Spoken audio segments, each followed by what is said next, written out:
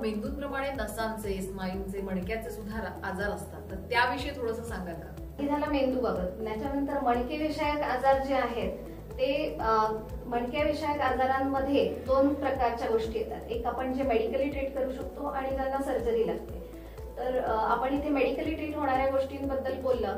पाठदुखी किंवा मानदुखी सारखे आजार असतात ज्याच्यामध्ये आपल्याला सर्जिकली करण्याची काही गरज नाही आहे, तर ते आपण मेडिकली ट्रीट करू शकतो. त्यानंतर मणक्यांच्या विकार आहेत असे ज्याच्यामुळे हातापायातली ताकद जाऊ शकते, हातापायाला मुंग्या येऊ शकतात. त्या आजारांमध्ये पण मेडिकली आपण ट्रीट करू शकतो. जसं की काही ऑटोइम्यून आजार म्हणतो आपण त्याला, त्याच्यामध्ये मल्टिपल स्क्लेरोसिस, एडेमोस्पेक्ट्रम असे काही आजार असतात. त्यामध्ये मणक्यांचे स्कॅन करून व त्यानुसार मेडिकली आपण त्याचे इलाज करू शकतो. त्यानंतर नसांच्या आजारांमध्ये जनरली लक्षणं अशी असतात की हातापायांना मुंग्या येणं किंवा हातापायामधली ताकद कमी होणं, चालायला बॅलन्स